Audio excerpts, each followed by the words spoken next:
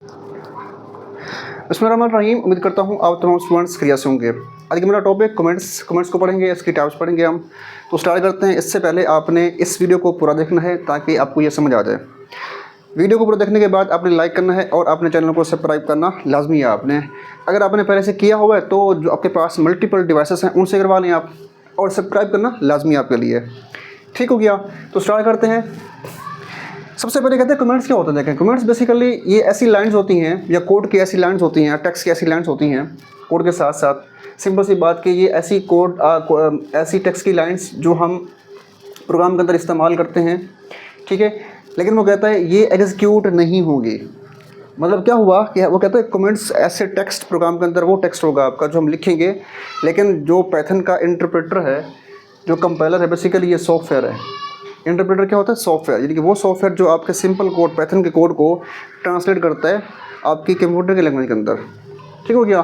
तो interpreter basically है आपके इन कमेंट्स को, इन टेक्स्ट को वो एग्जीक्यूट नहीं करेगा, इसको चलाएगा नहीं जब प्रोग्राम हम इसको ऐड करेंगे।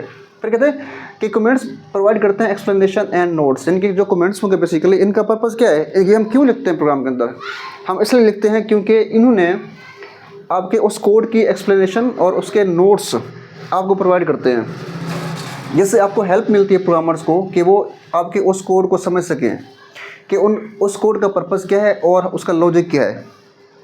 ठीक हो गया। इसकी एग्जांपल देता हूँ मैं आपको। देखें, और कहते हैं कमेंट्स जो हम ऐड करते हैं प्रोग्राम के अंदर किसी भी जगह ऐड कर सकते हैं।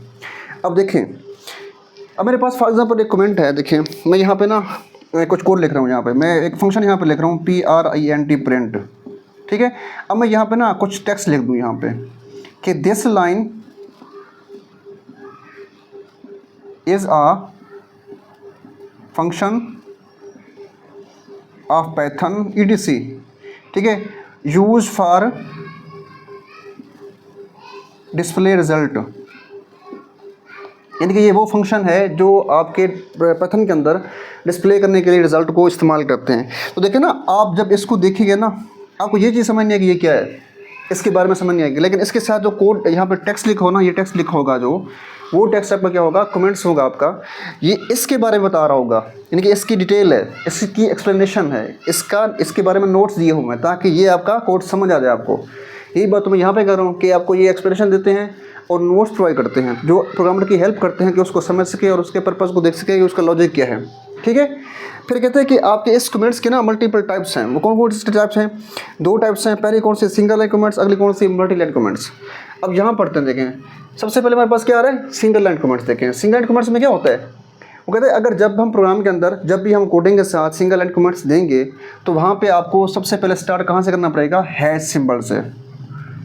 मतलब क्या हुआ, आपने प्रोग्राम लिखा हुआ, देखिए ये प्रोग्राम है आपका सारा, हो सकता है उसमें 50 लाइन्स हो सकता है उसमें 100 लाइन्स हों। जिस लाइन के, जिस कोड के आगे हैश लिखा होगा, उसके साथ कोई टेक्स्ट लिखा होगा, वो समझ लें वो आपके पास सिंगल लाइन कमेंट्स है। ठीक है। वो आपकी मर्ज़ी है कि आप प्रोग्राम के किसी जगह इसको इस्तेमाल कर सकते हैं।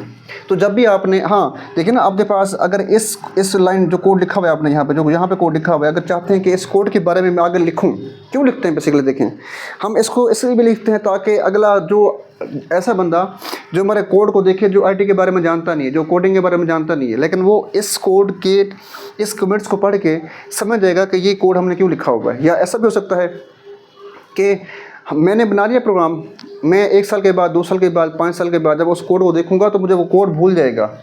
जो अच्छे प्रोग्रामर होते हैं वो हर कोड की लाइन के साथ साथ कमेंट्स लिखते हैं ताकि हम आगे फ्यूचर में जब उस कोड को देखेंगे, उस कोड की समझ तो नहीं आएगी, उसका लॉजिक समझ नहीं आएगा, लेकिन जो उसके साथ कमेंट्स लिखे होंगे, टेक्स्ट लिखे होंगे, उसको देख के उसको समझ के हमें वो समझ आ जाएगी कि हमने ये टेक्स्ट, हमने ये कोड क्यों लिखा हुआ है बेसिकली। ठीक है।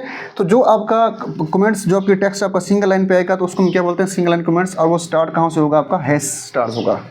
अच्छा, अगर आपका कमेंट यहाँ पे आप स्टार्ट करते हैं, लिखते हैं, अगर वो कमेंट्स आपका, वो टेक्स्ट आपका जो आप लिख रहे हैं, नोट्स बना रहे हैं उनके बारे में, कोडिंग के बारे में जो एक्सप्लेन कर रहे हैं, अगर उसकी लाइन बढ़ती हैं, 1 से 2 हो जाती हैं, 3 हो जाती हैं, तो उसका हम बोलते हैं मल्टी लाइन कमेंट्स। देखें, मल्टी लाइन कमेंट्स जब भी आप प्रोग्राम में लिखेंगे तो सबसे पहले स्टार्ट कहाँ से होगा? ट्रिपल हैश से, ट्रिपल कोट्स से, ये ट्रिपल कोट्स है। एंड कहाँ से होगा? ट्रिपल कोट से। उसके सेंटर में जितनी लाइन्स भी होंगी आपकी, वो क्या होंगी? Consider as a comments consider होंगी। तो प्रोग्राम इसमें कहता है कि इस कंसेप्ट के अंदर कहता है कि जब हम यहाँ पे कमेंट्स देंगे तो वो कमेंट्स आपके, जब प्रोग्राम को हम इस प्रोग्राम को जब हम चलाएंगे ना, तो इस प्रोग्राम के रिजल्ट जब शो होगा, डिस्प्ले होगा आपका स्क्रीन के ऊपर, उसके रिजल्ट के साथ ये कमेंट्स आपको शो नहीं होंगे। इट्स मीन क्या हुआ, जो कमेंट्स हम यहाँ पे लिखेंगे, ये कमेंट्स हमने जब यहाँ पे लिखा हुआ है, प्रोग्राम के चलने के दौरान, जब प्रोग्राम को चलने के बाद जो रिजल्ट आएगा उस रिजल्ट में ये उसमें डिस्प्ले नहीं होंगे, ना ही चीज़ चलेंगे, क्योंकि ये क्या होंगे, as a consider comments show होते हैं। आपकी बुक में एक और चीज़ नहीं लिखी हुई क्या, मैं एक्स्ट्रा बता रहा हूँ आपको कि कमेंट्स को हम जब भी, अच्छा जब मेरे पास ये लिखा हुआ है फंक्शन, अगर ये हैश इस फंक्शन के स्टार्ट में यहाँ पर लिख दूँ तो ये जो कोड लिखा होगा आपका, ये टेम्परेरी क्या हो जाएगा, हाइड हो जाएगा। हम कमेंट्स के इस हैश को हम जब साथ लिखेंगे तो इसका मतलब क्या हुआ, मैं कुछ टाइम के लिए इसकी वर्किंग इसको हाइड कर रहा हूँ। तो मतलब क्या हुआ कि आप इसको, इस कमेंट्स को इस्तेमाल करके आप अपने कोड को, कोड की रनिंग को, कोड के चलने को, कोड को आप कुछ टाइम के लिए आप इसको आप मतलब टेम्परेरी इसको स्टॉप कर सकते हैं, इसके काम को स्टॉप कर सकते हैं। देखिए ना, हो सकता है मैंने 100 लाइन का कोड बनाया हो, उसमें एक लॉजिक लगा हो, अब मैं चाहता हूँ कि मेरे पास ये 4-5 जो लाइन्स हैं ये कुछ टाइम के लिए ना चलें, तो मैं क्या करूँगा, इन लाइन्स के स्टार्ट में हैश लगा दूँगा, तो इनकी वर्किंग स्टॉप हो जाएगी। प्रोग्राम में रहेंगे लेकिन वर्किंग क्या होगी, स्टॉप हो जाएगी। अगर मैं ये ना लगाऊँ तो मुझे क्या करना पड़ेगा, इनको इन 4 लाइन्स को ना मुझे यहाँ से रिमूव करना पड़ेगा, क्योंकि मैं उससे काम नहीं चाहता। लेकिन मैं चाहता हूँ कि मेरा कोड भी वैसे रहे, ठीक है, लेकिन उसके साथ साथ ये मेरा काम भी होता रहे।